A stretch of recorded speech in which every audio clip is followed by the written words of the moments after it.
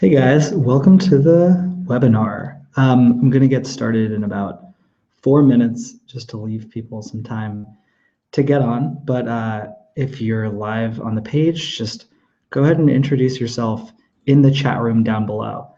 I'll be down there. We're going to have the wonderful Sarah Peck also down there responding to people's questions. Sarah, say hi. Hey everyone. So we're excited and hopefully we'll get to learn something today. So let me get ready. See you guys shortly.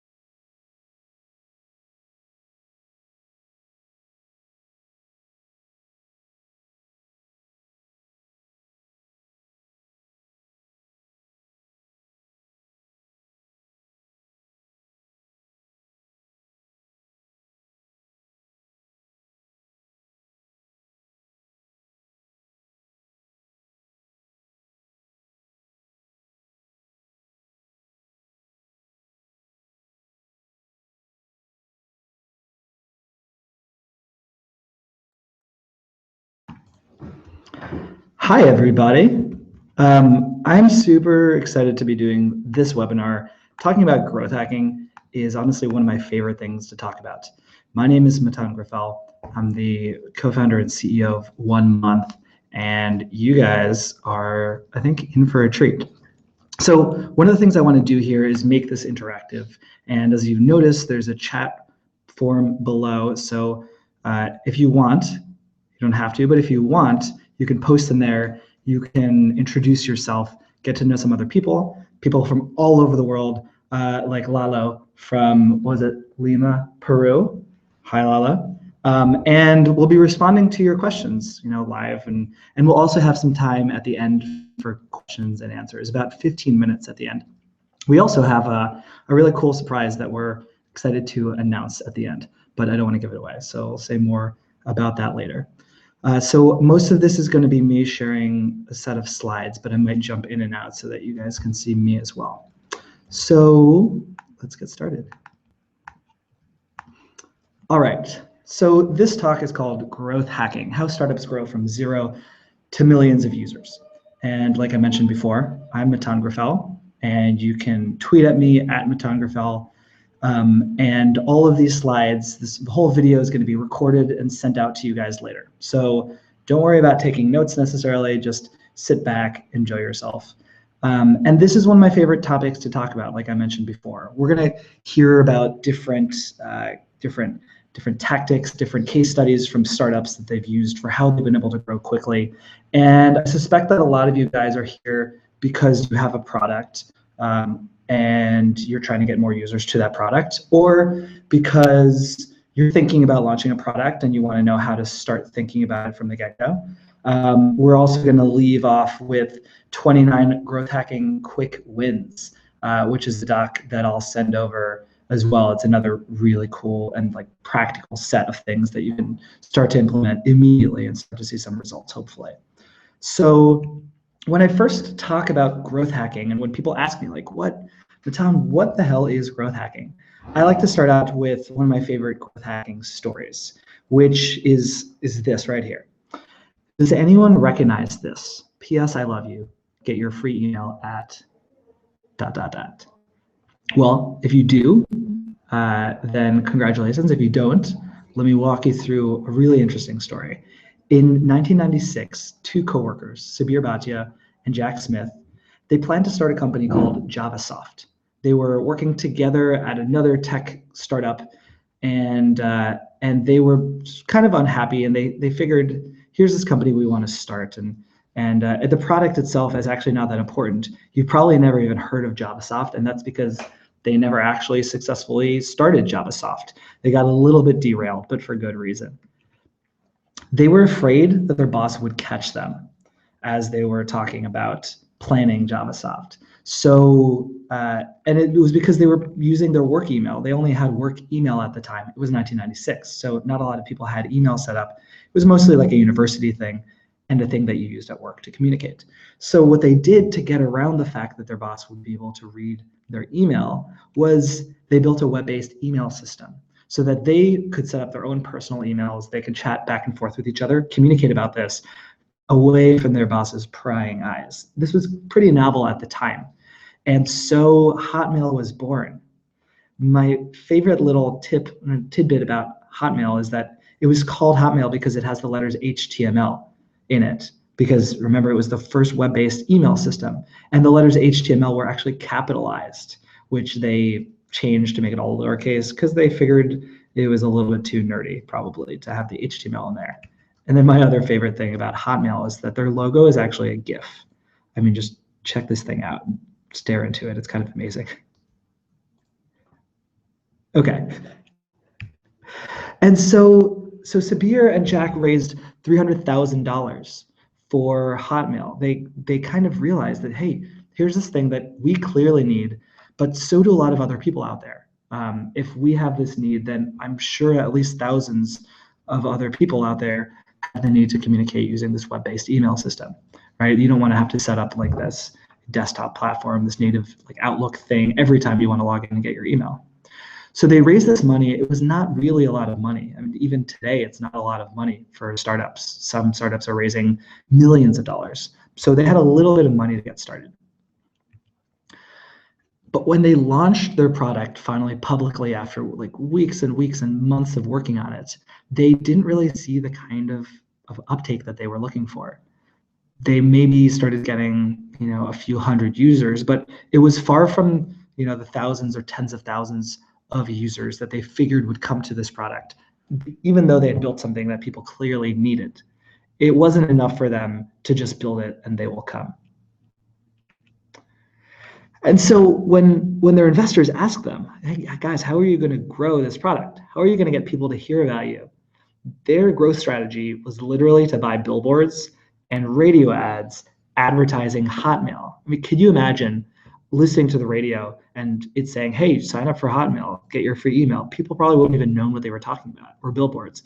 It seems kind of silly today. And you can imagine that if they had done this, they would have burned through the $300,000 really quickly and probably not been able to pay themselves very much, and then run out of money before they could really figure out how to connect with people and how to explain this. But one of their investors actually said, I have a better idea. He said, put PS, I love you, get your free email at Hotmail at the bottom of every email that your users send out. Just don't even ask them to put it. Just automatically put it in there, have people send it out to each other, and then link back to Hotmail. And that way, every one of your users becomes an advocate for the platform. That way, your product will grow virally. And the idea of viral at the time was so new that there were no viral examples, case studies. There were viral traditional marketing case studies going all the way back to like the 50s, right? But the technology companies really hadn't grown virally. And so they didn't really want to do this, honestly. They thought it was kind of, spammy. They thought their users would get annoyed by this. But one late night, Sabir Bhatia, one of the founders, is thinking and looking over the numbers and kind of realizing they're in a tough spot. And so they might as well give this idea a shot. So he puts in a little line of code, puts this in there, pushes it out, and boom, changed literally the history of the world.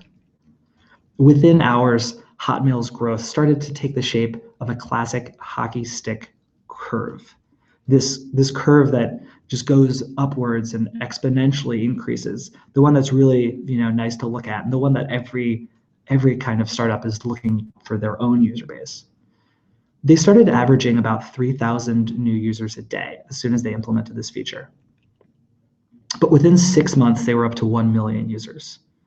And the power of this compounding increase was just phenomenal. 5 weeks later, they hit 2 million users. And one of my favorite cases is that one of the co-founders sent one email to a friend in India. And from that one email, within 3 weeks, Hotmail had 300,000 users in India. I mean, just demonstrating the power of viral growth from that one email and that one person sending it to 2 people and 4 and 6 and so on and so forth. And this compounding continued to happen for the next year and a half, to the point that when they finally sold to Microsoft, Hotmail had 8.5 million users. And now I thought to myself, well, 8.5 million users it's certainly a lot of users. Even today, a product would kill to have 8.5 million users. But this was 1996, remember. There were not many people using the internet back then. It was kind of this obscure thing, right? Before email even, right? Hotmail was literally the first email platform. So how many people did they actually get? What was the percentage? I went back and I looked this up, and I saw that there were only 70 million internet users at the time. That's like a fraction of even just people in the United States. Nowadays there's over 2.3 billion people using the internet. That's so much more than 70 million. And so when you think about how quickly Hotmail grew to saturate almost every single internet user at the time, it's really remarkable. And it's because they were one of the first to take advantage of this viral mechanic and this little change. But what I want to emphasize to you, and if you could take one thing away from this presentation, is that this story is not an anomaly. What I mean is that Hotmail was not the first and only startup that was able to do this. They figured something out, but they weren't the only ones that ended up figuring this out. In fact, when you look at the growth curves of product like Facebook, Zynga, Groupon, Pinterest, Instagram, Snapchat, what you start to see over and over again is this exponential and viral growth curve. And when you dive into their stories, you start to see these little switches, these little triggers that these companies figured out for how to get their products to grow. And so what I became obsessed with was trying to answer this question: why did these companies succeed when everyone else failed? I mean, in a lot of these cases, these were not the companies that should have succeeded. They didn't have the most money. They didn't even a lot of times have the best products, right? And everyone knows the number that about 90% of startups will fail. Only 10% of startups ever survive. And so what made these companies the 10% of startups? And when you dive even deeper, when you sort of peel back the layer, what I started seeing was not only that there was something special about these companies, but that there were individuals at these companies that almost like had that magic touch where they would go hop from one startup, successful, sell the startup, go to the next startup, successful, sell that startup, go to the next startup. Over and over, everything they touched grew. And that is almost a contradiction with the idea that 90% of startups are supposed to fail. So what is it that these people figured out? That's the question that I want to answer. And that's what I think is at the core of the idea of growth hacking. So what is growth hacking? Well, we'll go back a little bit to 2010. A marketer and online and blogger named Sean Ellis, he originally coined the term growth hacker in a post on his blog.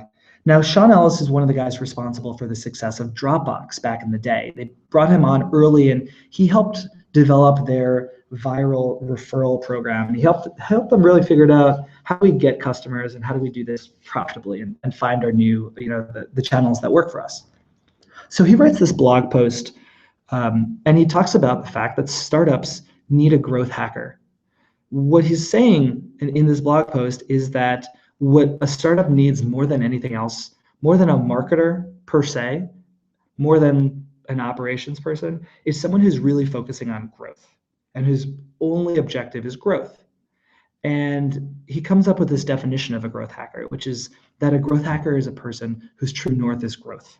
They have their eye on the prize, and that everything else that's happening around them is going for that. And he goes a little bit deeper into this, but it didn't really hit.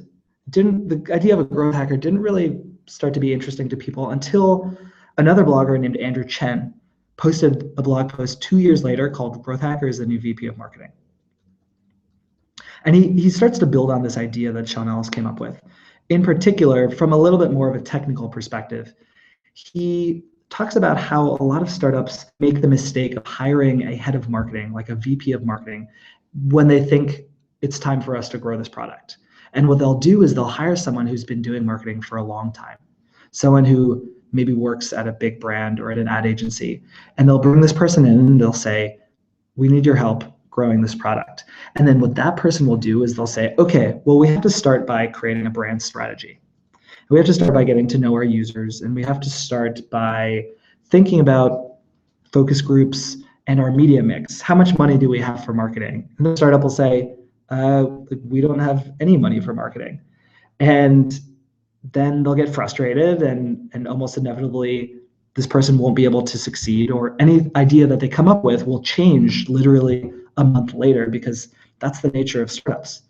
And so a VP of marketing is actually probably only one of the later hires that a startup should do. In fact, what they really need is a growth hacker. But when Andrew Chen talks about growth hackers, what he's talking about is something slightly more technical. In this post, what he does is he reverse engineers an Airbnb feature that was basically allowing Airbnb users to post their listing to Craigslist. Now, this makes a lot of sense when you think about it after the fact, right? Airbnb, you post your apartment, you let people rent it out while you're gone. Well, what do a lot of people use Craigslist for? Looking for apartments, finding places to stay, right? It's kind of obvious. And if you looked at it that way, you might almost see them as competitive, right? At least probably a marketer would have.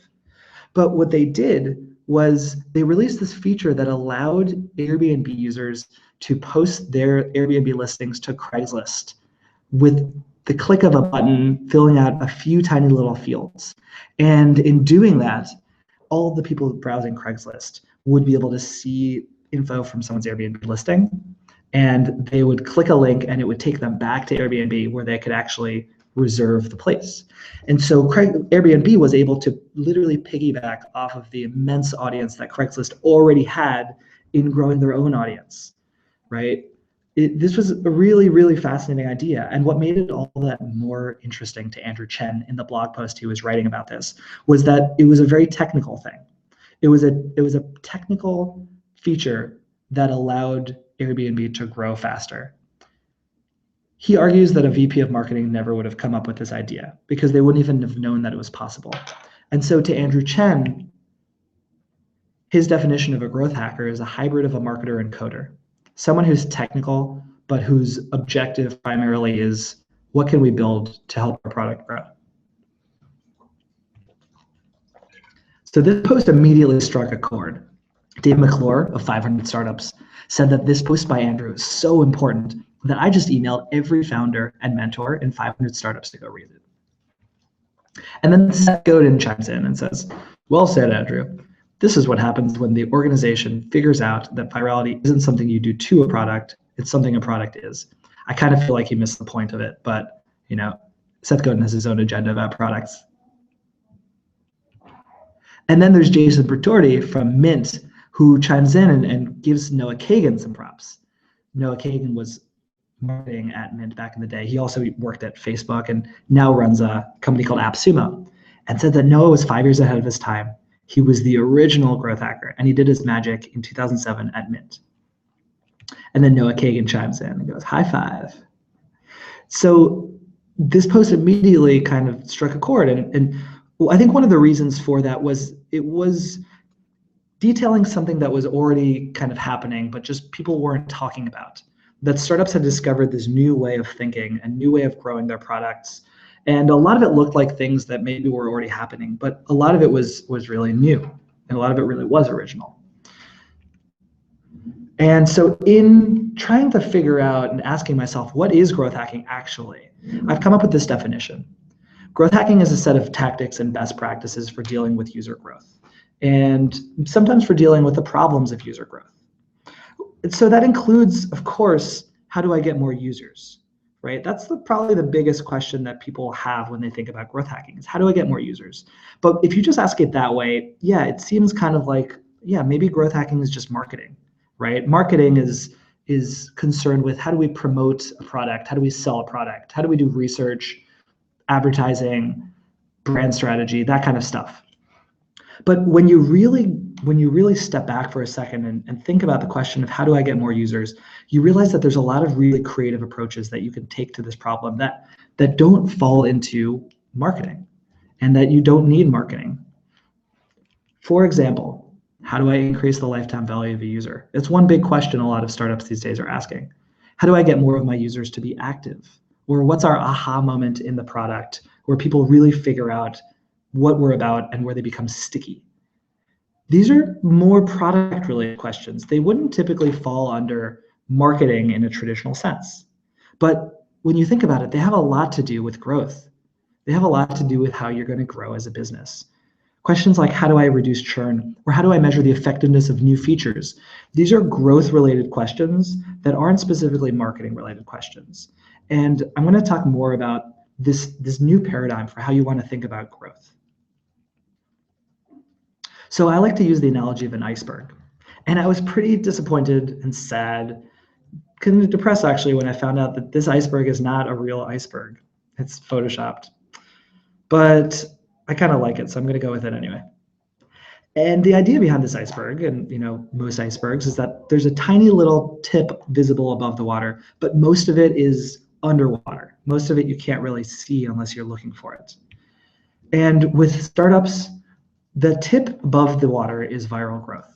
That is, when you're looking at a company and a product from the outside, you see how successful it is. You see how it just blows up out of nowhere, and it looks so easy. And it looks like they almost didn't have to do anything. Like they just released a product and suddenly people are using it. But what you're not really seeing below the iceberg or below the water is all these things that have to be happening simultaneously in succession together, or have to be tested out in order to get that viral growth. Here are just a few examples. You've got landing page optimization, SEO, transactional emails that are being sent out, PR, copywriting, retargeting, referral, customer development, or any number of different things. and at the core, analytics, like a really solid understanding of analytics. These are some of the skills I think that are really important for growth hackers. You'll notice that it's not one specific thing, right? As a startup, it's not all that useful to bring on an expert SEO person, especially early on, because you don't know if SEO is really that channel that's going to work for you. There's a lot of uncertainty. You actually would rather have a bit more of a generalist, someone that knows a little bit about all of this, knows about best practices, and importantly, has a solid understanding of analytics. And what I mean by that is being able to track events and put analytics code in place, being able to use that analytics to measure and test new ideas, new features, new campaigns that they're doing, because that's really the only way you could take a scientific approach to this. And growth hacking really is about applying the scientific method to the different things you're trying as a startup to get growth to where you need it to get. And so if you're able to do all of these things properly, what you'll get is that viral growth, and it'll look easy from the outside, right? But it's not so easy on the inside. I want to reiterate this point. What people want is to see growth like this. But what you actually see, I'll get to in a second, this is 1 month at Y Combinator demo day. We were able to show this growth over those 5 months, something that looked exponential. We had 120% growth each month. But what you actually see is this. This is the reality, is you've got these big, ugly spikes where you get a ton of users, and then the next day they're all gone, and they never come back. And if you look at this, it's easy to get dejected and to think, how come nothing I'm doing is working? So let me just assure you, first and foremost, that you're going to start doing this stuff, and growth is going to be really rocky as you figure things out. I'll remember forever the day that Weebly, a landing page startup, also from Y Combinator, came to New York City, and they presented their growth story. And they showed this slide of how when they first got their first TechCrunch article, they got a ton of new users, and then a week later, there was nothing. And then they got the second article, and they think, okay, we're set. But a week later, back down to zero. And it looked like no progress was being made. But then over time, trends started to become more apparent. They were working and chugging away and trying all these different things. And eventually, you start to see this upward curve, so that when you zoom out, you'll see that the variability starts to stabilize in the long run. This is that same chart I showed before, and the big spikes are barely even noticeable. They give you this exponential growth, but exponential growth doesn't feel exponential while it's happening. In fact, it probably feels a lot more like this. This is the startup curve, and it's this curve that's supposed to explain all the different stages that a startup will go through. You've got the TechCrunch of initiation, kind of a jab to the fact that a startup might get some interest early on. We'll get an article about them and get a ton of users. And then a day later, the novelty of the product wears off. And then you find yourself in what's called the trough of sorrow. The trough of sorrow is a really sad state to be in. And it's one that a lot of startups find themselves in. The trough of sorrow is when you're not really growing. And no matter what you're doing, it just doesn't feel like you're making any progress.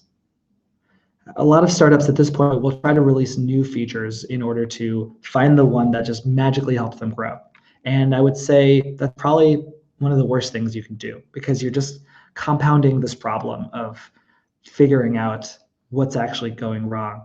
You're just throwing more variables into the mix.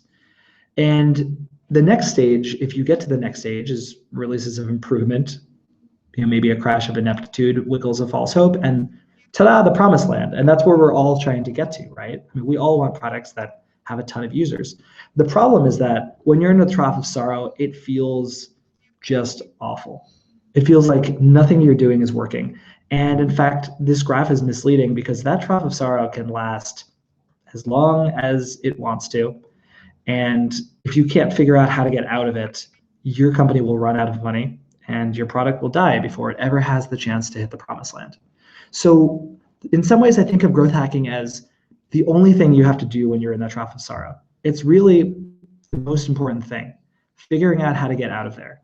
And those are the tactics, those are the best practices that I'm going to talk about for the rest of this presentation. And if you'd like to go deeper, there's a really great article about growth and how startups equal growth by Paul Graham that I'd highly recommend. He's one of the founders of Y Combinator, and it really goes deeper into what makes a startup a startup. All right, so getting into the nitty-gritty. We're going to talk about analytics a little bit. Most companies only track three things. They track traffic, they track users, and they track revenue. So they're tracking how much traffic they're getting and how many users they're getting and how much revenue they have, although they're probably not making any revenue because they're a startup. And so they're just tracking traffic and users for the most part. And they're wondering then, how do I get more traffic or how do I get more users? And I think there's a problem fundamentally with this focus on traffic, users, and revenue. It's kind of like this episode of South Park that I love. It's called Underpants Gnomes. And in this episode, there are these little gnomes that live right nearby South Park, this town, and they sneak into people's houses while they're sleeping and they steal their underwear, like literally their dirty underwear from their drawers while they're sleeping. So people are like missing their underwear when they wake up and they're pissed about it. And they track down the gnomes to this little cave just outside of town where they find just piles and piles, just massive stockpiles of underwear. And not only are they like rightfully annoyed, but they're like, what are you guys doing? Like, why are you stealing underwear? What could possibly be the benefit of this? And the gnomes say, well, we're actually business people. And what we're doing is we're starting a new business. And we'd like to present to you our business plan. So like, okay, I can't wait to hear this. Well, the business plan consists of 3 stages. Phase 1, collect underpants. Phase 2, phase 3, profit. We're a startup, of course, so we can't know everything. And so we've got phase 1 and phase 3 down. We'll figure out phase 2 later. And this is obviously a horrible business model, right? There's no way you can turn underpants into profit, or at least no way that really makes any sense that we can think of. It's just poorly thought out. And so when you think about how are you getting more users, or you think about how are you getting more traffic, or how you're getting more profit, you have to avoid the same problem that the underpants gnomes went through, right? Are you thinking about phase 1, get traffic, phase 2, phase 3, get users, phase 4, phase 5, profit? Have you really thought about what's happening in between there? The problem is that those 3 metrics just aren't very helpful. They don't tell the full picture. The magic is what happens in between. And so one of the best and most surefire ways of figuring out what you need to be doing is to fill in the details there. And the key is to map out the user lifecycle for your product. I like to use a tool I call the lean marketing funnel. And it's got 5 stages that almost every single product that has users, those users will go through, whether they're a B2B company, a B2C company, a brick and mortar retailer, whatever it is. And I'm going to walk you through these stages. All right, so you have a product, right? And the first stage of getting people to that product is acquisition. That's users potentially coming to your site from various channels. A few of them are mentioned on the right: blogs, SEO, virality, email, PR, partnerships, contests, search engine marketing, word of mouth, any number of different places. We could dive deeper into that later. But what's important is that acquisition as a stage refers to getting people from those channels to visit your website. And once someone has visited your website, they're no longer in the acquisition stage. You could say that they've been acquired. And then what comes next? What's next is activation. Activation is getting users to give you information so that you can follow up with them later. A lot of startups make this mistake of just telling people information on their website and never asking for them to sign up, or never asking for their email address, or never really getting any transaction so that they can make sure people actually are engaged later. And that's the next stage, is retention. You need your users to come back. That's so important, and a lot of people forget about this process. Once you've actually gotten someone to be active, what you want to make sure is that they like your product enough to refer their friends. And there's a lot you can do here in terms of asking people to share, rewarding people to share, This is the stage that comes after you've gotten someone to be an active user of your product, because otherwise it's not really a good recommendation. And then those people have to be activated again, have to be retained, and then the cycle kind of starts over. And then finally, you've got revenue, which is when you get your users to do something that leads you to make money, whether that's charge them like an e-commerce store, or get them to pay you a subscription, or sell leads, or even put up advertising. That's the revenue component, and your active users, the retained users, are the ones that are driving that. So when you look at this whole picture, what you see, I call it the lean marketing funnel, because it's this funnel of all of the potential users starting at the top, starting at your website, and then going step by step through the process of being activated, being retained, referring friends, and then you making money off of them because you're a business at the end of the day. It's important to think about things this way because it allows you to start not only trying to think about the problem that your startup might have, but thinking about the whole world of potential solutions out there for what you can try. And one little trick for remembering this is David McClure calls them pirate metrics, because the first letter of each of the stages spells out R. All right, so now let's see it in action with Quora, one of my favorite startups, right? Just to cement the idea. Acquisition. So how would Quora acquire someone? Well, let's say I hear about Quora after one of my friends posts a question from Quora onto Twitter. Here's my friend Dave Hennessy, who asks, who's the world's greatest living badass and why? And so I kind of have to click on this question and boom, now I've been acquired and I'm on their site, right? It seems easy. And then after I read that page and the answer, I decide I want to create an account. Maybe they've convinced me. I like what the site's about. I like the question and answer format. There seem like there are some other cool questions on there. And so I'm going to sign up for an account, and hey, it's free, so why not? And so they've activated me. In signing up for the account, I've given them my email address. And so as a result, when a few days go by, I get a weekly digest email with questions and links bringing me back to the site. And that's the retention tactic there. They know me because of the questions that they asked me during onboarding, and they do a really good job with their digest email. So I usually often actually click on this email, end up back on the site, and suddenly now I'm part of this group of users that have used the site more than once, 2, 3, 4 times, whatever their goal is. And of course, once I'm back, they're encouraging me to read related questions.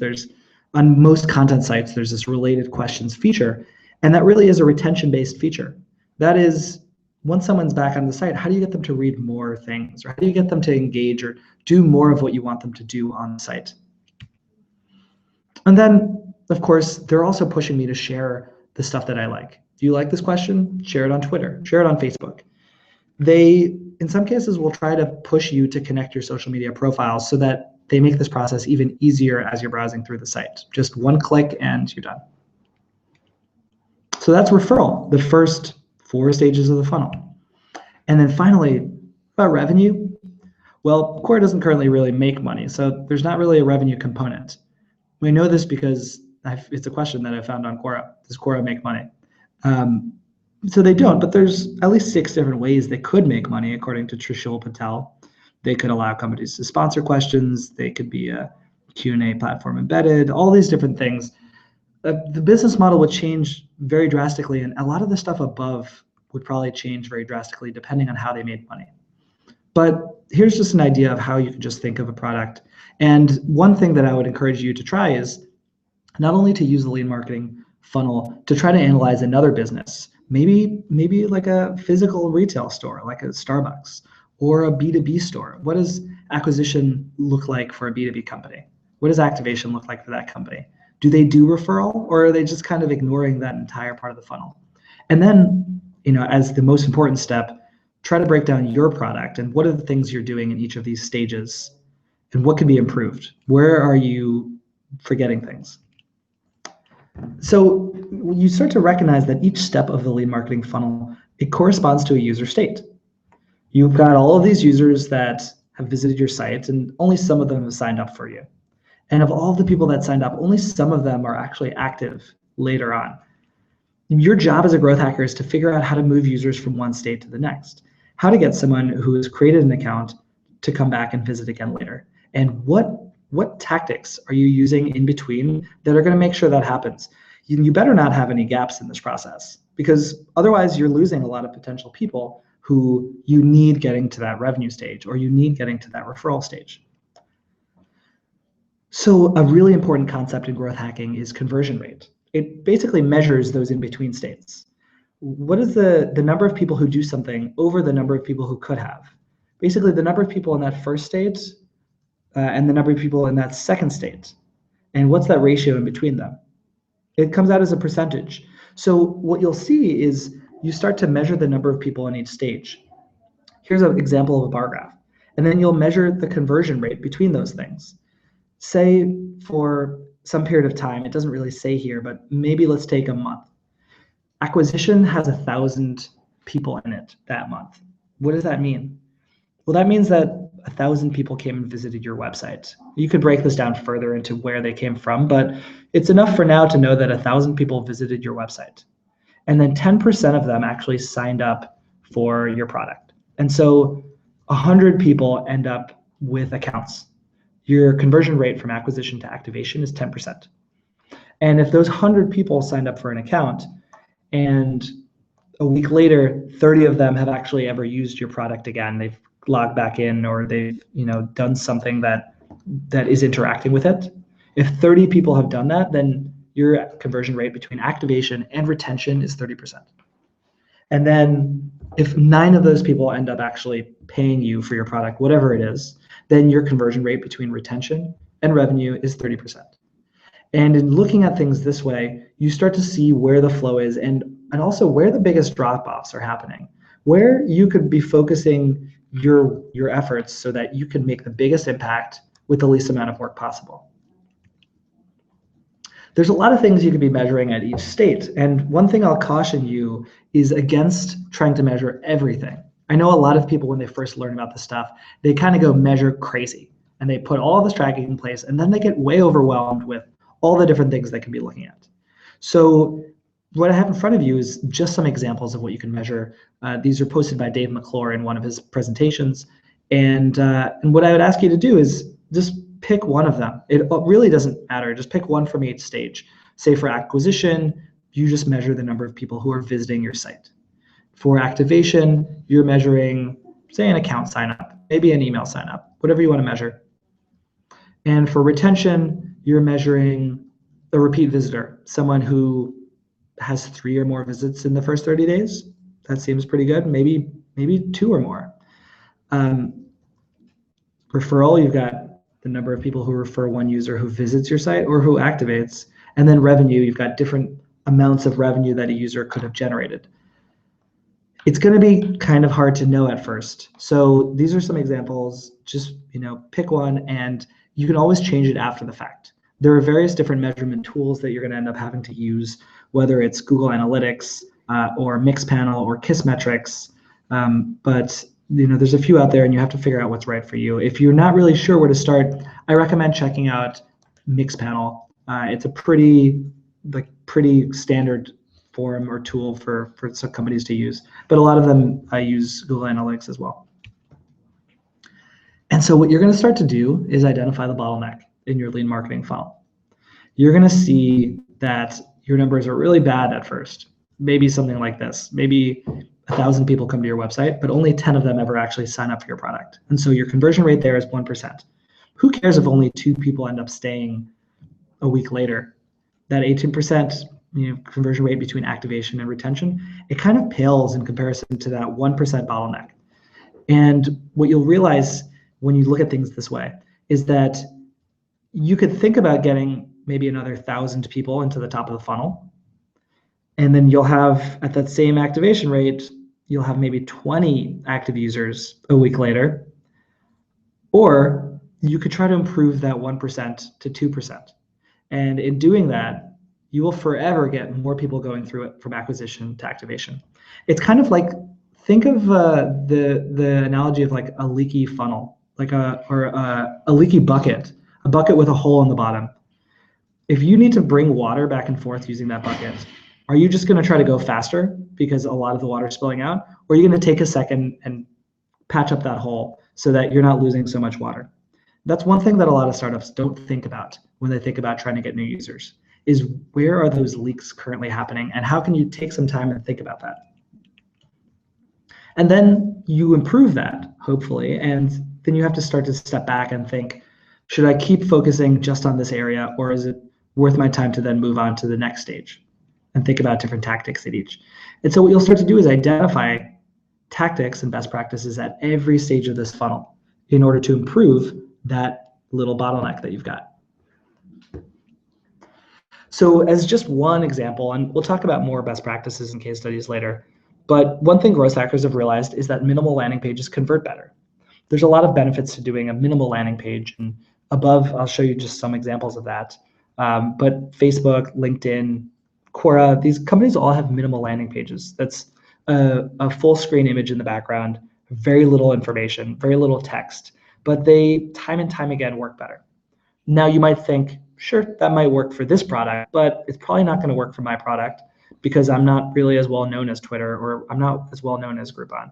And what I would urge you to do is really challenge your assumptions there. Really think about the fact is your company really all that special, or are you just coming at this from this perspective that you've always heard, I need to put a lot of information, and so that's the only way that I can get users to sign up?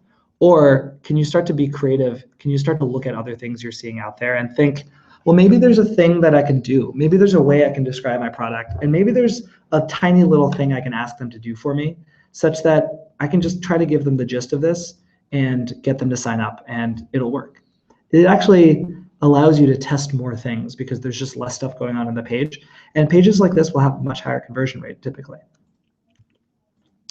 And so what you're going to need to do is just identify companies that do focus on optimization and try to learn from them.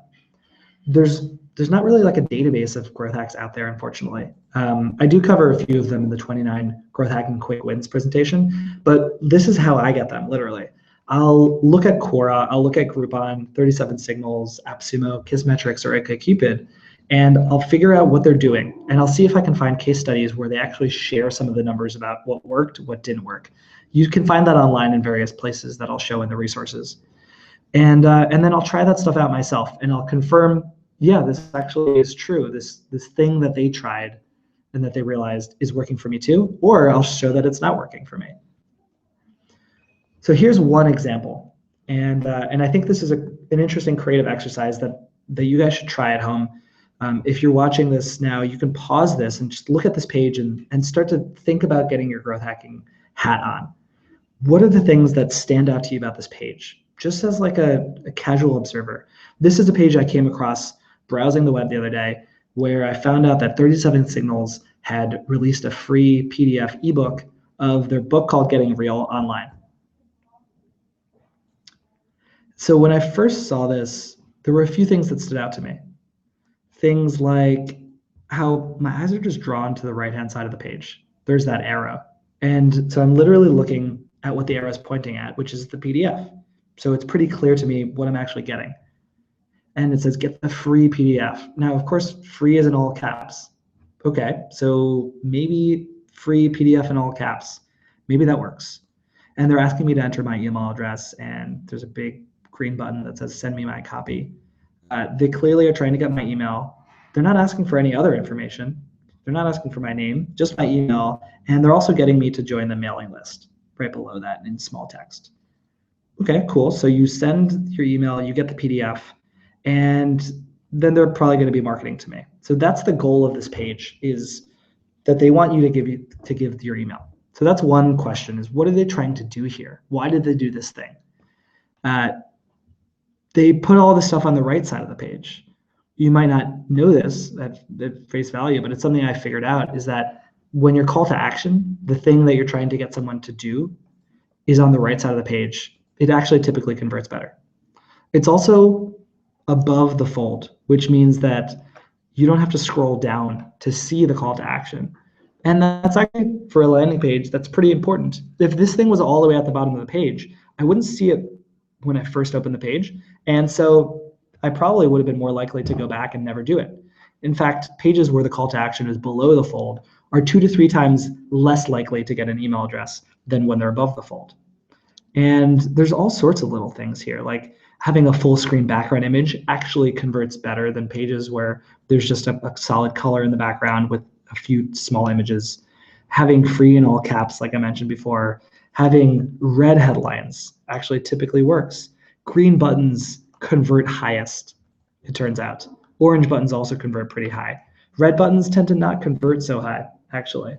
So these are all little things that I've started collecting over time, but it was only by being aware and by seeing things that pages were doing. And you'll see how in a little bit how I actually kind of borrowed this style for my own version of the same thing. And it worked really well.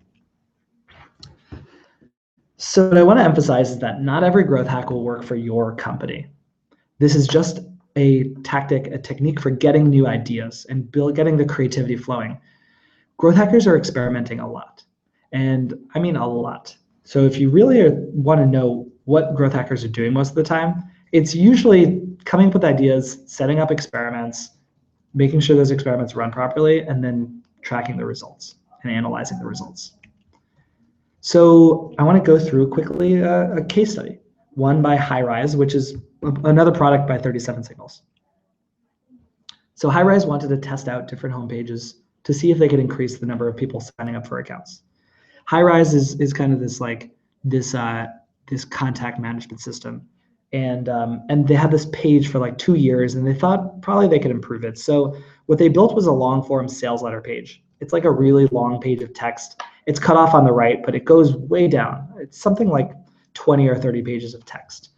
And so the reason they did this actually is because if you look into traditional marketing in like the 50s and 60s, this method was pioneered for getting people to find out about products and sign up for products. It was like sending people really long letters in the mail that were personally written, dear potential user, dear friend, whatever it is. So they took the style and they literally brought it online.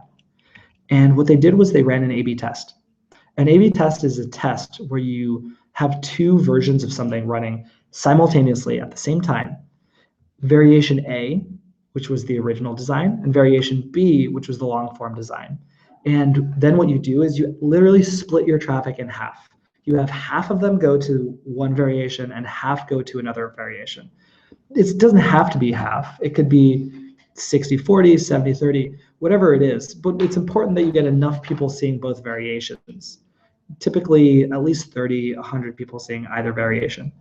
And the reason they run an A/B test is so that you can isolate any kind of other variable, like different traffic coming to your page that might actually skew the results. So can you guess the results? Which one performed better in terms of which one got more signups? Think about it for a sec. Okay, you got your answer? Well, it turned out that the long form design saw a 37.5% increase in account signups. That's like a pretty huge difference. That's 40% more people basically that they're getting forever from now on, right? As opposed to think about trying to get 40% more people to your site and then having to do that indefinitely forever. It's definitely an easier way to do this. And so they tried another variation. They created a personal testimonial page, is what they called it. And that's what you see on the right. That's like this full screen image of an actual customer that they took a picture of, and they got a quote, and they show off the product here, and there's a big green button going to the next page. So they ran another A/B test, and can you guess results? Now, probably if you've been listening already, you're going to say the person design performed better. I talked a little bit earlier about how minimal pages work better. So if you said that, then pat yourself on the back for listening. The person testimonial design had 102.5% increase in account signups. That's big. That's 2.5 times the other increase, right? And that's twice what the original page had. So all of a sudden, they're just explaining their product so much better, or creating that much stronger of a connection, and they're getting twice as many users because of it. But the person design was shorter and had less information than the sales letter page. It actually seemed to them like there's some good things about both, so why not combine them? They created a fourth variation, what they call the long form and person design, right? They're like really getting creative here. And now they ran another A/B test. They tested this again against the original design. So one final thought experiment. Which do you think performed better? Right? Probably the long form design with the person thing. It's got elements of both. I don't know if it would perform better than either one, but it should be somewhere in between there, right? Wrong. It turns out that the combination page performed 22.7% worse than the original homepage. What? That doesn't make any sense, right? Like, why would it perform worse than both the variations and the original? It's a combination, right? Why does this happen? I literally have no idea. I thought about this a long time. I have no clue, but it's like science. You can't really argue with it. That's some of the interesting things that you'll start to discover when you look into the stuff, is that you get some pretty counterintuitive conclusions. It's actually one of the most fun aspects. It's almost like studying people, right? And that's not where the testing ends. So they found their one variation. They decided not to try out too many different homepages, but they decided to see if could they get a much higher sign-up rate by trying different pictures of people, putting different quotes. And they saw that, yeah, in fact, some people like Michael in the top right, they saw a 5% increase in signups, whereas John saw a 3% decrease in signups. It kind of sucks for John, I guess, right? People don't really like him, maybe. Maybe it's because he has a cast and he seems like injured or something like that. I don't know, but at least they try this. And you'll also notice that the things that they're testing at this point show smaller variations in difference. They're seeing a 5% increase here. They're seeing a 3% decrease there. It's because they're not testing big differences. They're testing the same page with just an image. And so the smaller and the more detailed and fine-grained you get with your tests, the less you can expect your differences to be. So if you're really like arguing with people internally about what should that little image be, or the second bullet point on your benefits feature, you should really just think about the fact that it probably is not going to matter all that much. I mean, maybe it's worth testing, but the things you really want to test initially, at least as a growth hacker, are the big changes, the ones that are going to give you twice as many signups. And so this idea of testing doesn't just apply to landing pages. It applies to everything about what you're doing in growth hacking, in marketing, in product design. In fact, in one of Dave McClure's presentations, which are always just really greatly colored, he recommends killing a feature every week. And when you do that, what you'll find is that not only do people not care initially, most products have way too many features, but you'll eventually get to one feature where when you take it away, people just start freaking out. And that's how you know when you found the core value of your product and you bring it back, but you bring it back better. There's actually a really famous example of this, and it's Groupon. Groupon initially started as a site called The Point. And The Point it's called a collective action site. The idea was that people could get together to collectively do big social projects, whether it was petition to stop or start some big movement, to build something, to have a development happen locally, or to get together and buy something as a group and maybe even negotiate a discount for doing that. Well, when they looked at it, they saw that was probably the part of the site that was being used the most. It wasn't being used that much, but it was being used the most, and the whole product as a whole wasn't growing that fast. So they cut out all of the other stuff. They brought it back as Groupon and turned it into a site where you could buy, a few pizzas with a bunch of friends or go skydiving together and get a big discount. And by eliminating all of those other features, they literally created the fastest growing company of all time. So if that doesn't strike you as like an incredible success story, just think about the fact that when you have a product, you're going to feel this impulse to release all these features to try to grow. And sometimes the answer is actually eliminating features and to figure out what do people actually want to use. So in doing testing, one tool that I highly recommend is called Optimizely. And it lets you take a page that you already have, like in this case, lily.com, and it lets you click and actually move stuff around, edit the text. You don't have to be very technical to be able to do this stuff, because you can just create variations, click start the experiment, and it'll do all the analysis and show you the results of which one's winning. It does the splitting of your groups for you. Another tool is Unbounce, which actually lets you create new sites and landing pages if you don't currently have one. So if you're not technical, then this is another great option for you. In fact, when I was first starting out, I used Unbounce to build this landing page here, which was a free PDF of growth hacking case studies, which I hosted on growhack.com. And can you guess which site I kind of borrowed a lot of this stuff from? Exactly. So I copied this literally from 37 Signals, and I mean, whatever, they don't own the rights to any of this stuff. It's all like publicly available. And this page had an incredibly high sign-up rate. Actually, about 40% of people who came to this page were giving me their email address. It was able to get 10,000 signups in like a few months. Also, SumoMe is one of my favorite tools. SumoMe is this tool that'll help you build traffic and an audience to your website, and you can get people to sign up for a newsletter, get people to share stuff socially. It has a lot of this A/B testing stuff built in as well. So there are tools now out there that let you do a lot of this growth hacking stuff automatically without having to know too much about the technology behind it. But it's going to be a lot of work. You'll often need to perform 15 to 20 tests in order to find 1 to 2 major improvements. And so in the last part, I want to talk about some notable growth hacks before we open up to questions and answers for the last 15 minutes. So bear with us for just a few more minutes. And when I think about growth hacks, I try to divide them into the categories that I mentioned before, the 5 stages of the lead marketing funnel. And I do that so that when I'm looking for a particular solution to a problem, I can see, like, creatively, what are some of the things other companies have figured out. In acquisition, for example, there's a company called Brand Yourself that my friend Patrick Ambrin runs. And in this case, they were able to keep an article about them on the top page of Mashable trending for 2 days by promoting it using StumbleUpon. So what does this mean?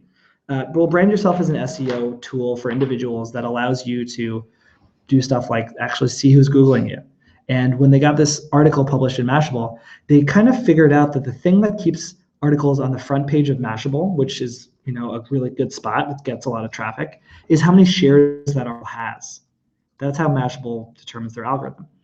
And so by buying a tiny little bit of traffic from StumbleUpon, which is actually a site where people are sharing articles and sharing interesting things, and sending it to this page, they were able to keep the number of shares high enough to keep this on the front page of Mashable for 2 full days.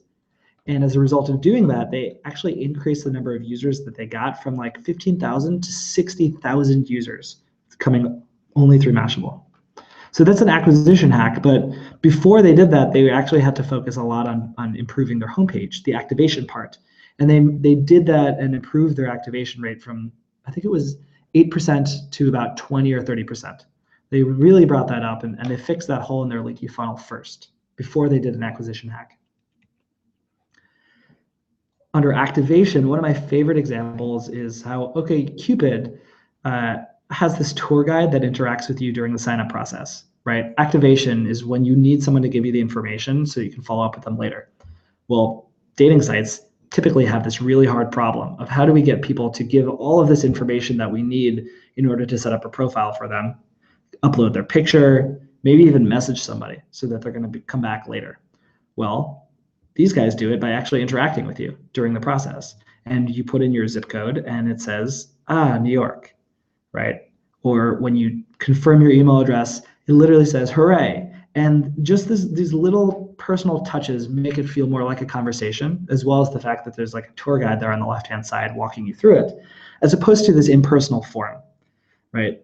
Little things like this actually make it slightly more likely that someone will complete the sign-up process, which once you look into the analytics and the data, you'll find that, you know, every little field that you have is going to decrease your conversion rate. So you should think a lot about what is the information you're asking for and how are you getting it. Another activation hack, one of my favorites, is that Groupon will have 2 different pages for Google versus direct traffic. So the pages on the right, these are literally the home pages, but the top one is what you see when you go to Groupon.com directly in your URL bar. The bottom one is what you see when you go there from Google. And the major difference is the footer. It's because footers are good for SEO, but they reduce your conversion rate. Footers are important for someone like Google who's going to send a crawling bot to figure out what's going on your site. They have to be able to have links to get around your site quickly. But as a user, it actually gives you more things that you could potentially click on and get distracted by. And the fewer links you have on your homepage or landing page, the better, the higher your conversion rate will be. In fact, when you think about building your site, think about what the purpose of every single page is and make sure it's very clear to the user. I like to use something that's like the 10-foot test, where if you stand 10 feet away from your screen, it should be very clear what someone should be clicking on and what someone should be doing. And eliminate all the distractions, and especially eliminate dead ends. There should be no page on your site where it's not clear what someone should be doing next. And that applies to your about page as well. That applies to your contact page. That applies to literally everything. Don't give someone the ability to go back. Always think forward. Another activation hack, which in this case applies to mobile. I haven't talked a lot about mobile yet, but there's a whole world of mobile activation hacks. And in this case, the big problem that mobile apps often see is that when you're getting people to your website, how do you get them to download your app on their phone? Well, you can either tell them to take out their phone, search in the App Store, put in the app name, find the app, all these steps, and you're kind of likely to lose someone along the way. And so what a lot of startups actually figured out was that you can get someone to put in their phone number through your website. They can text you a link to the app. It detects what device you're on, and so it opens up the right App Store page and takes you right there. And what's even better about this is, well, first of all, people see text messages right away, so they go right there instead of potentially getting distracted. But you can also tie the person who put in their phone number to the phone, to the device that you're sending it to. And so now you can close this loop and start to measure the effectiveness of different acquisitions channels in terms of how likely someone is to actually download the app and become an engaged user.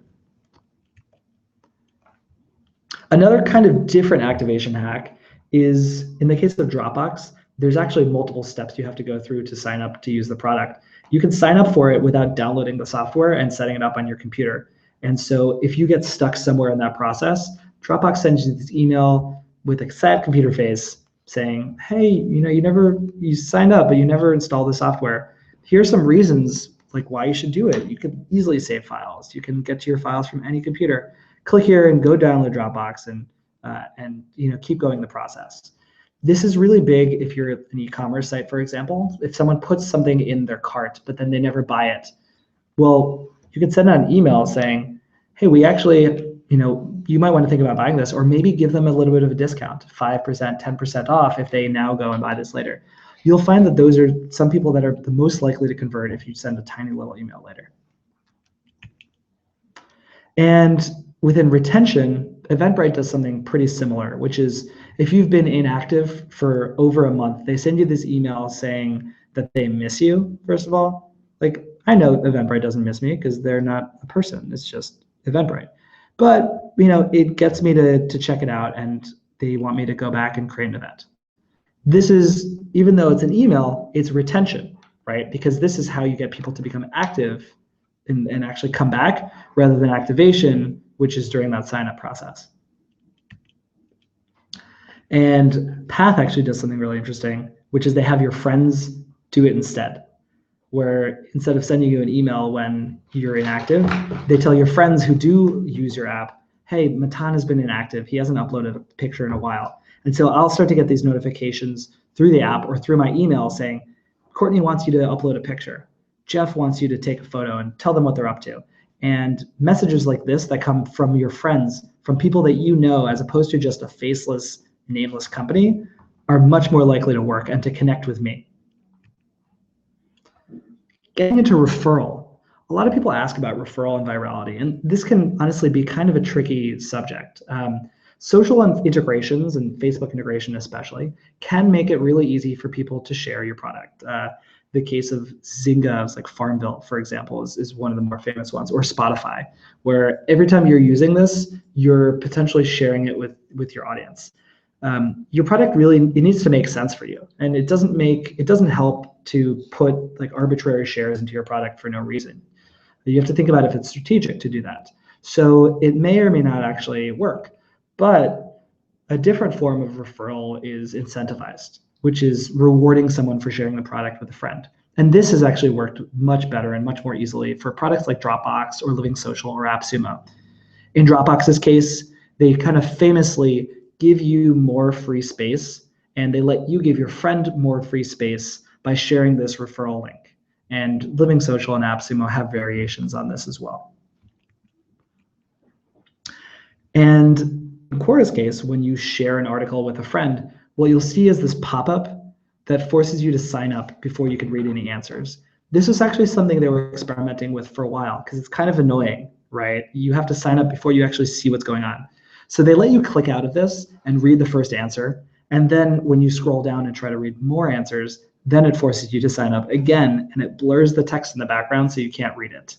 They really try a lot on this page to get you to sign up. And this is referral because referral doesn't just end when you ask someone to share. It also requires you to get the next person to actually sign up and to think about what page are people getting to when they've clicked a link that their friends have shared with them. All right, so those are a few of the growth hacking, notable growth hacks and tips. Finally, I want to go through some resources that you can check out if you want to, read more or learn more about this. First, there's a great video by Dave McClure called Startup Metrics for Pirates. I highly recommend it. He talks about why products should release early and how you shouldn't worry about alienating your users. And he is definitely kind of an entertaining person to talk about growth hacking.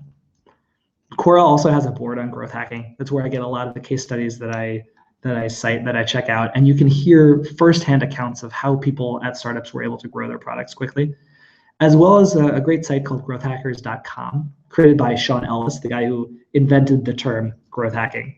And it's like a Reddit for growth hacking articles and related posts. Also, I mentioned before, check out the 29 growth hacking quick wins. They're available for free on SlideShare. We'll send out a link to them as well after this presentation for some tips and some next up things that you can do. And in this last thing, I want to talk to you about upcoming class, 1 month growth hacking, that is running on the 1 month platform.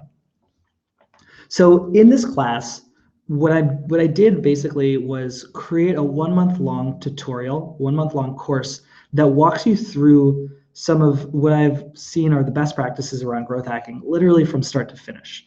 The idea is to help people figure out how to grow their product and how to get the amount of users they really need all along the way.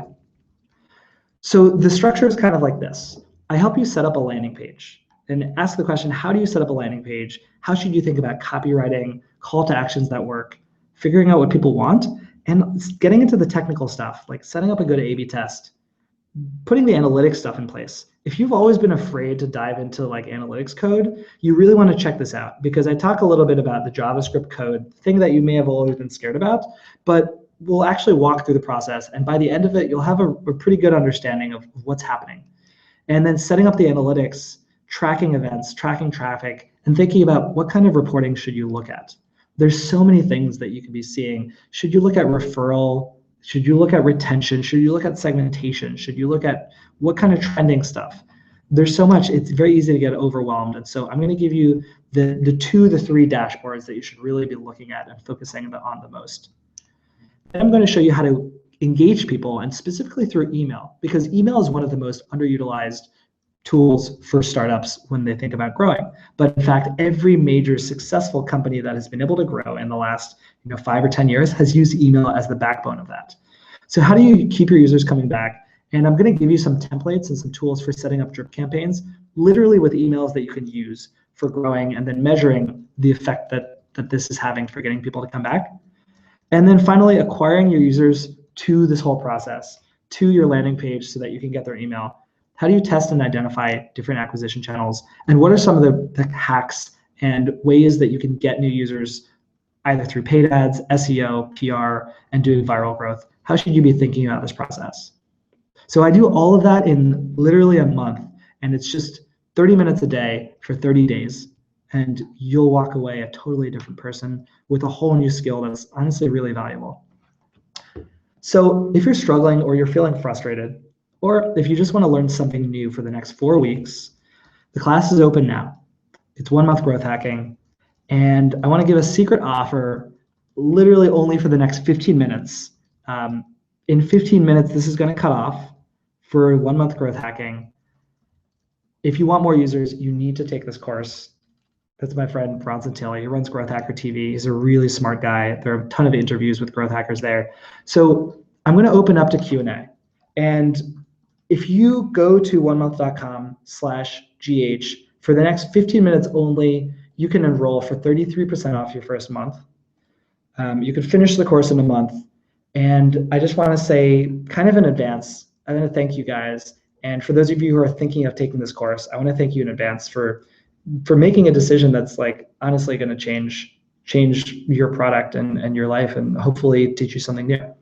So I hope you got at least one useful thing out of this. And what I'd love to do is open this up for questions. And I think we have a little bit of a log of questions that are happening. So I'll start there, but if you post them in the group below, then we'll get to that soon. All right, so where should we start? Start here. All right, so I'm going to start with a question that Jason asks, which is, any suggestions for interacting with users and getting feedback without coming off as spammy? Cool. Okay, interesting question. There's 2 parts of this question I want to address. The first is interacting with users and getting feedback, and I have a bunch of suggestions there. I have some tools you can use. The second part is, how do you not come across as spammy, which is something that I hear a lot about initially. A lot of people, when they see growth hacks, they kind of think, well, that's kind of spammy, or that's like kind of marketing. I don't want to try that. First of all, you need to, if you watch Dave McClure's talk too, he'll reinforce this. You have to get over the fear of alienating your users, the fear of doing something that's going to make all of them hate you and go away. And I think that's it's a fear that a lot of people have when they're first starting out. But the truth of the matter is, if you really are going to be testing this stuff, if you're really going to make significant innovations, you're going to potentially piss off some people. There's plenty of examples of when we did this early on with price testing, for example, where all of a sudden people were like, what's going on? I wanted to buy this class. It was $20 yesterday and it's $40 today. Yeah, we learned a lot doing that. You don't necessarily have to do it that extremely, but some examples are like, there are apps that test their iOS, their iPhone apps by releasing in Canada first before releasing in the US, so that you're limiting your subsection. You can do this with A/B testing, geographically isolating your tests, for example. But the idea of coming across as spammy, that's kind of just a feeling. That's whatever you're comfortable with. If you don't like putting free in all caps on your homepage, you might feel like that's spammy. You don't have to do that, but you do owe it to yourself to at least test it if it's something that you see other people doing well and really effectively. So the interacting with users and getting feedback part, there's some really great tools out there. 2 that I recommend are, there's Olark is actually like a live chat box in the corner of your site. And that's really cool because you can chat with people live as they're on your site. You can see them there, and then you can ask them questions, or you can get questions from them as they're exploring your site and as questions come up. It's a great way to get really interesting insight into what your potential users are thinking. Another one is Qualaroo, which lets you post a little bit of a widget on your site that's more of like a survey tool. There's tons of survey tools out there. Of course, you can use Google Forms. You can use SurveyMonkey. You can use Wufoo. Those are 3 surveying tools that you can use once you have people's emails. And you can write a survey and you can send it out to them, or even just like a subset of them. Promoter.io is another one for checking people's net promoter score and to get their feedback on like why they like your product or why they don't. But what I would say is, in the earlier stages where you don't have a lot of users, you're honestly better off just like emailing them personally. If you have 20 people who have signed up, send them an email, say, I would love to set up like 5 or 10 minutes on the phone to chat with you and just get your feedback. And you'll learn some pretty amazing stuff that way. All right. So let's see. Oh, anything that can help bring in B2B business, asks DJ Moore. Yeah, so a lot of this stuff definitely applies to B2B. It definitely applies to e-commerce, but you just have to get kind of creative, or you just have to think a little bit more. The lead marketing funnel, for example, you're still getting people to come to your website, but what and you still need them to give you information. So you need to figure out, how do you get someone's email, or how do you get someone's phone number if maybe your sales happens over the phone? Well, a lot of B2B companies do this using white papers or webinars, or they've built these kind of these grader tools. HubSpot is a really great example of this, where they built a website grader where you can put in your website and you have to put in your email address, and it gives you a grade for your website and what you could be doing better. And boom, they have your email address, and now they can have someone follow up manually and try to sell you on using the HubSpot platform. Now, you could still apply A/B testing to the sales process. For example, you could create 2 different pitches or 2 different slide decks that your salespeople use, and you can measure which one of those is performing better. And I know a big thing for B2B businesses, especially SaaS businesses, are, what's your churn? So you can start to look at what events are people doing, and can you tie any significant events with churn?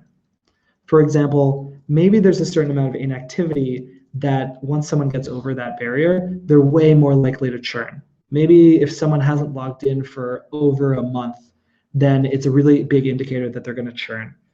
There are some tools out there that help you figure this out. Some of it is kind of data science-y, but it's kind of the future, and it's one way of thinking about how growth hacking might apply to B2B businesses. So that's one question. Let's see.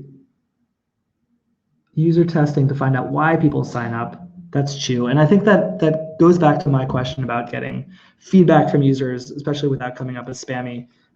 There's another tool that makes me think of Intercom. I think it's intercom.io. Is really cool. It allows you to have this like automated pop-up box in the corner of your site when people actually sign up. And it has your picture, and you can just say, hey, like, thanks for signing up for this product. I'd love to hear from you blank. And then they can reply literally in there, and you'll get people's feedback. For example, one of the things that we do is, if people cancel their subscriptions at 1 month, we send them a message right afterwards that asks them, hey, would love to hear why you decided to cancel your account. Was it the course, or was it you finished the course and you didn't want to take another one, or was it the amount of money? What was it? And we get so much amazing feedback. A lot of people saying, I love the course.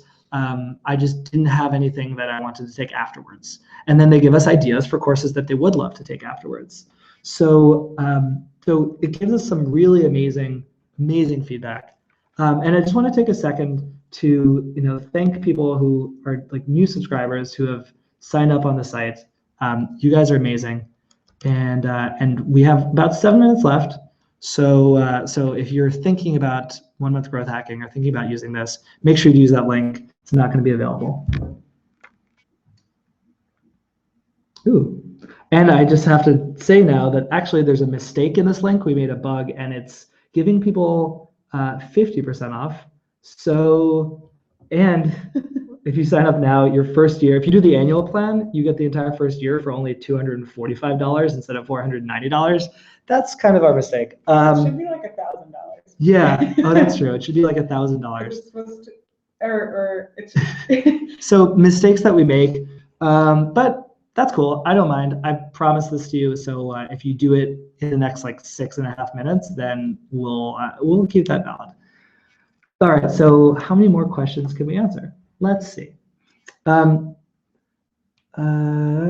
So Vahid asks, what are some types of incentives or marketing campaigns to create viral growth? This is a good question.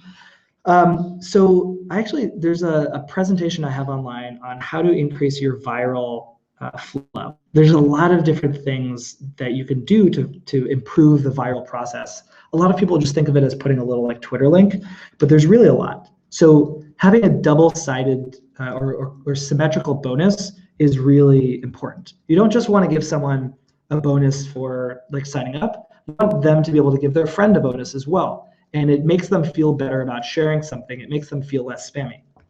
You want to show them the status of the invites that they've sent out.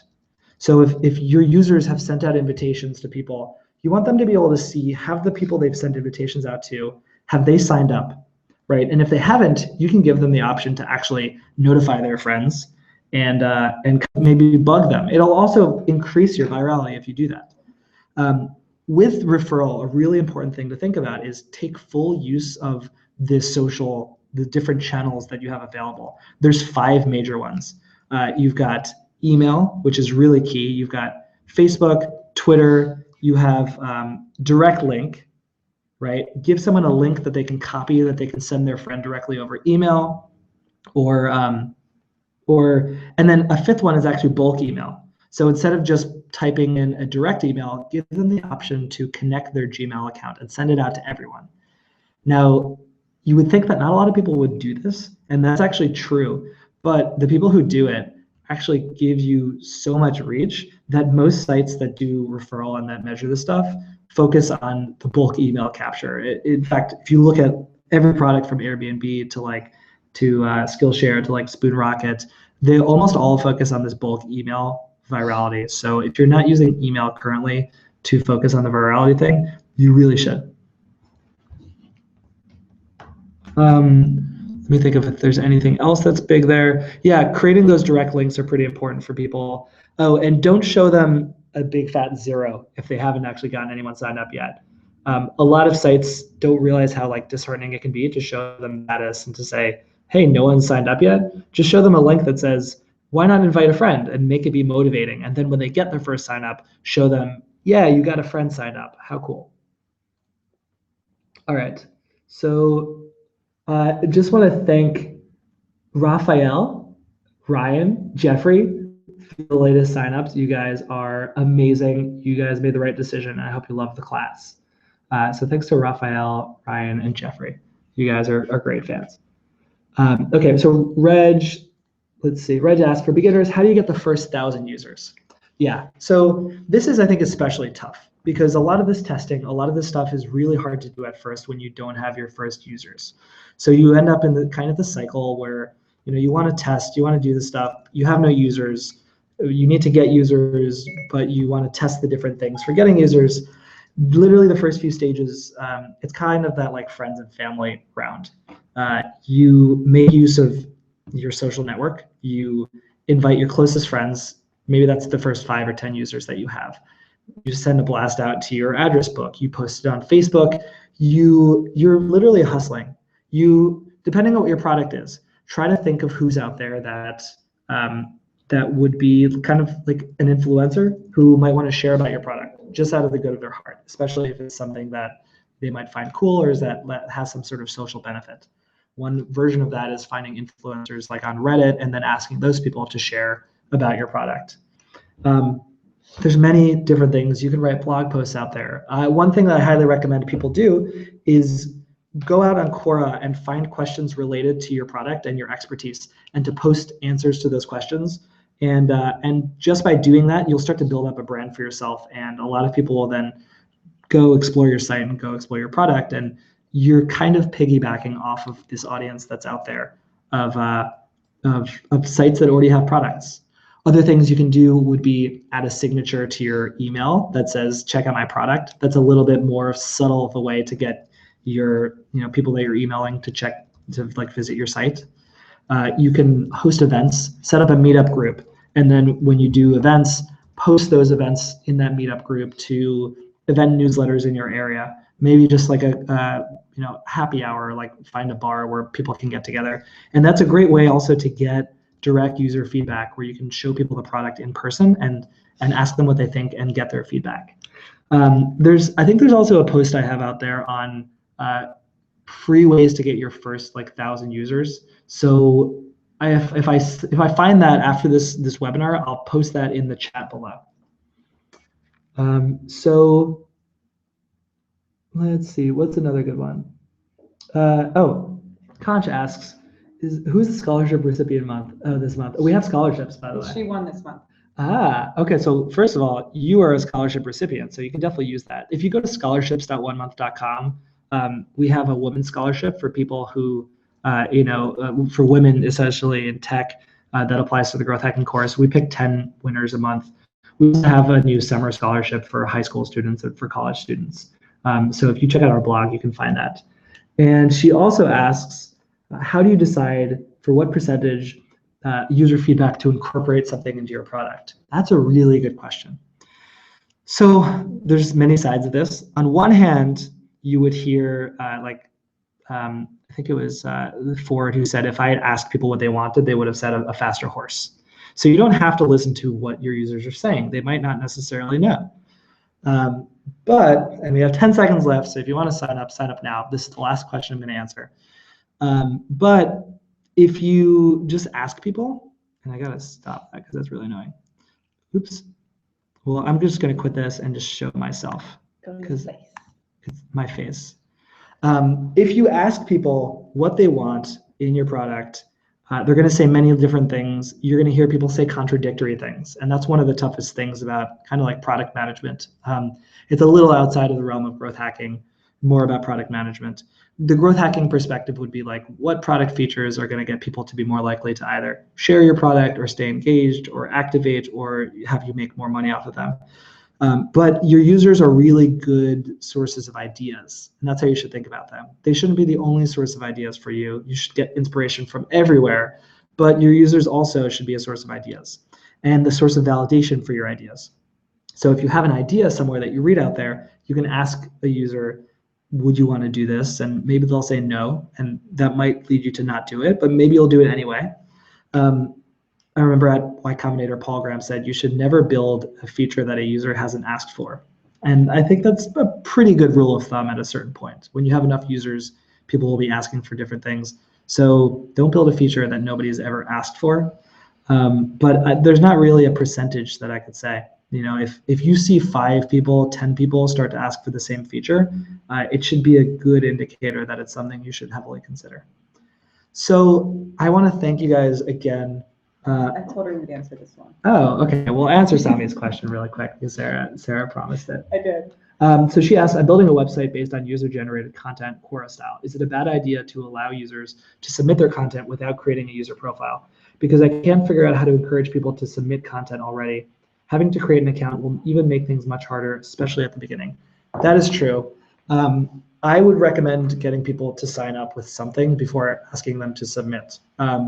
A lot of sites make this mistake of allowing people to engage with the content without asking them to sign up. The problem there is you may get engagement, but what value is the engagement if you can never actually get the person to come back? And you lose a lot of data if you don't know their email, if you're not able to track people across sessions. It's definitely a challenge, right, to get people to sign up. And that's where you have to think about how do you make that sign up process as easy as possible. One way to do it would be to allow them to ask the question, but then right before you finish asking the question, make them sign up. So you make them do a little bit of work, and when they're almost there and you can show them a bar of how far through completion you are, just say, okay, the final step is just give us your email address. You don't even necessarily have to have them give you a password. You can assign them a password automatically and send it to them over email, but at the very least, you need to be able to get someone to come back. And so that concludes the webinar. It's been exactly an hour and a half, and you guys have been great. This video will be available recorded after the fact, so if you want to send it to people or if you want to watch it again later, you can do that. And I want to thank you guys, and hopefully you learned something cool today. Always keep learning. Bye.